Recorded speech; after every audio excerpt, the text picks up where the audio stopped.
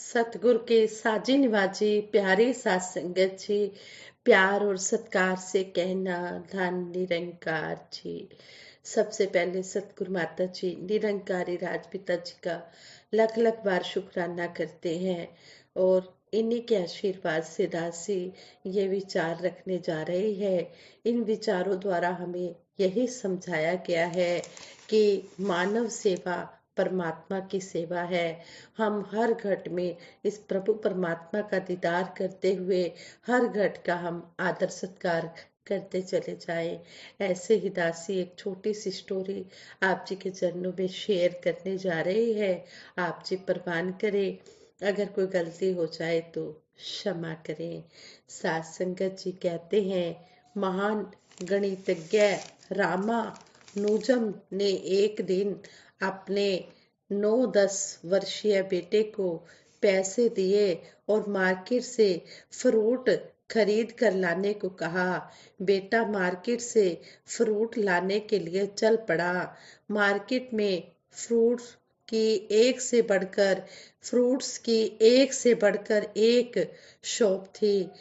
बालक समझ नहीं पा रहा था कि किस शॉप से फ्रूट खरीदे। कुछ देर बाद वह घर लौटा तो पिता उसे खाली हाथ देखकर हैरान रह गए। पूछा, बेटा, तुम्हें फ्रूट्स खरीदने को भेजा था, तुम खाली हाथ घर क्यों लौट आए हो? बेटे ने जवाब दिया, पिताजी, मैं खाली हाथ नहीं लौटा हूँ, बल्कि आज तो अपने साथ अमर फल लेकर आया हूँ। बेटे की बात सुनकर रामानुजम हैरानी से बोले, बेटे, आपको क्या हो गया है? आप ऐसी अजीबोगरीब बातें क्यों कर रहे हो? यह अमर फल क्या होता है और यह अमर फल दिखाई क्यों नहीं दे रहा है? बालक ने कहा, पिताजी, मैं फ्रूट्स खरीदने मार्केट गया। वहां अच्छी अच्छी शॉप्स फ्रूट से सजी हुई थी।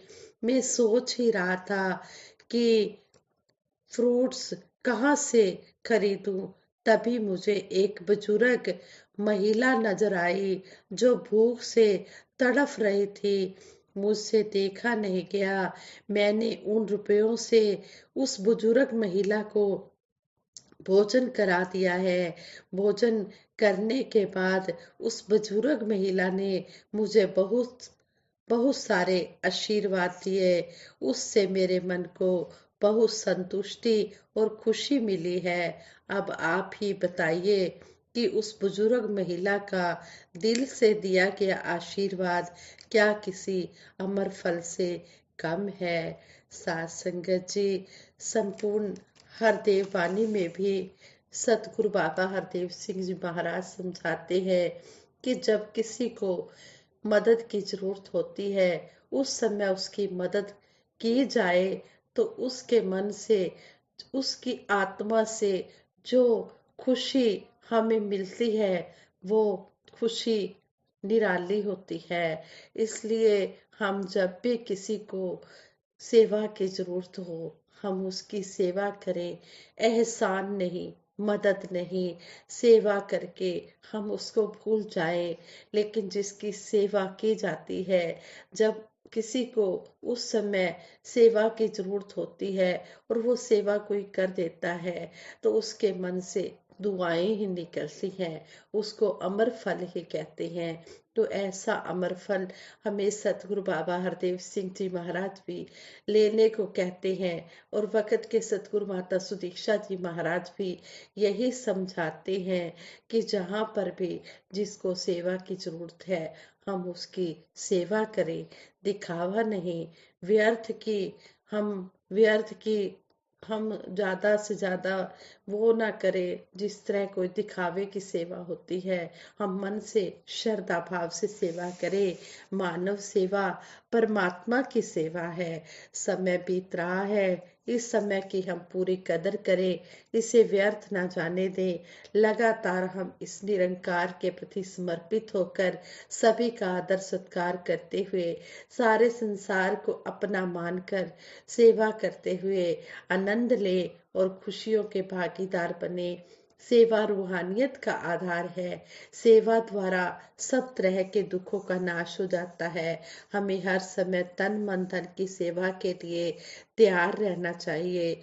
परमात्मा की सेवा मानव की सेवा के बिना संभव नहीं है। मानव की सेवा ही भगवान की सच्ची सेवा है। सेवा हमेशा अपनी सामर्थ्य के अनुसार, शक्ति के अनुसार की जाती है। जैसे बादल धरती से ही सूर्य के द्वारा पानी लेकर फिर पानी को धरती पर ही बरसा देती हैं, इसी प्रकार भगत जन जहाँ से जो प्राप्त करती हैं वही समर्पित कर देती हैं। इंसानों की सेवा करके, इंसानों की कदर करके ही हम इस परमात्मा, इस निरंकार की सेवा कर पाएंगे।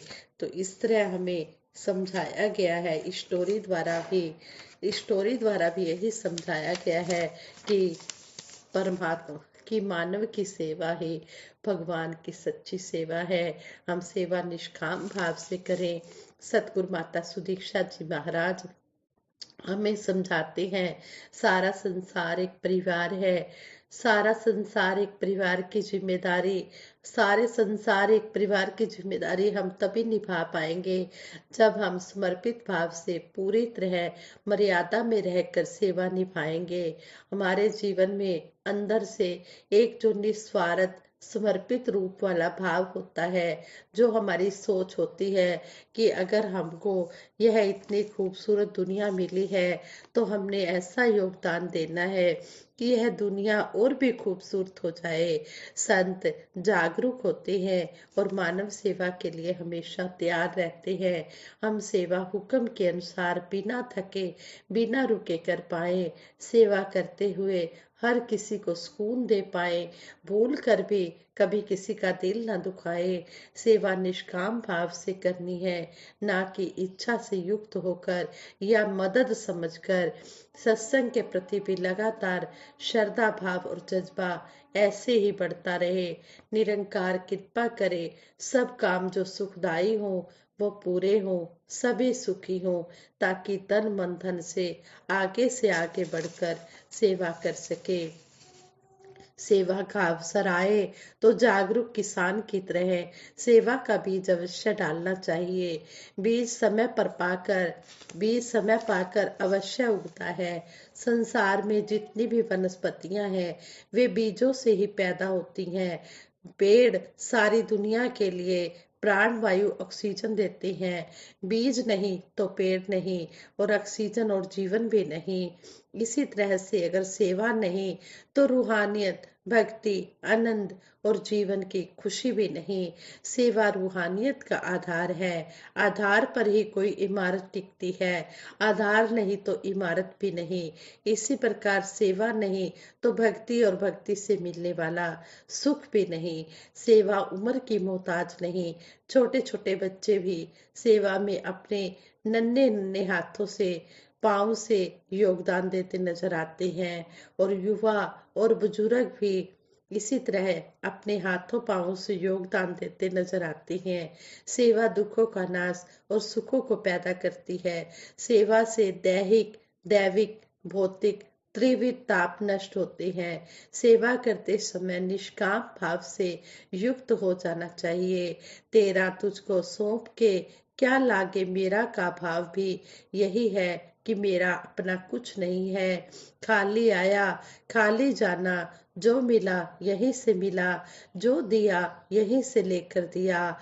बादल सागर से पानी लेकर उसे सारी धरती पर बरसाते हैं, धरती को उर्वरा शक्ति देते हैं। बंजर या रेतीली जमीन हो या उपजाऊ काली मिट्टी, बादल सब जगह समान वर्षा करते हैं, बराबर बारिश करते हैं। भगत भी सेवा करते समय यही भाव रखते हैं कि मैं सेवक, सचराचर रूप स्वामी भगवान, मैं नर तुम नारायण, मैं अकिंचन तुम राजाधिराज, मैं अशक्त तुम शशकत। जब यह भाव बन गया तो सेवा भी पूर्ण हो गई। भाव का सारा खेल है। देते समय देनहार कोई और है, जो भेजत है दिन रैन। याद रहना चाहिए कि देने वाला कोई और है, मेरा कुछ नहीं है। मैं तो इसी प्रभु परमात्मा से ले रहा हूँ और इसी के बंदों की सेवा में ये धन लगा रहा हूँ, मेरा कुछ भी नहीं है। ऐसा मन में भाव जब आता है तो वो सेवक की सेवा जो है वो सुखदाई हो जाती है। शरीर में ताकत है तो समागम मैदान में समर्पित भाव से सेवा कर पा रहा हूँ। गर्मी सर्दी धूप बरसात बर्दाश्त कर पा रहा हूँ।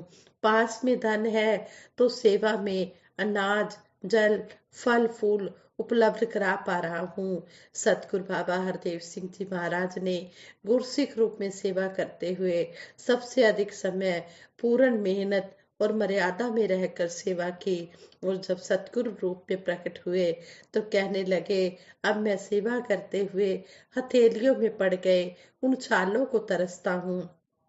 आओ हम भी हम भी अपनी तरफ देखें कि हम सेवा करने को तरसते हैं या सेवा करने से बचते हैं। सेवा की प्रेरणा देना अच्छा है और स्वयं तन मन धन से सेवा करना उससे भी अच्छा है। सेवा से तन स्वस्थ हो जाता है, मन में खुशी मिलती है और धन से मालो माल हो जाते हैं।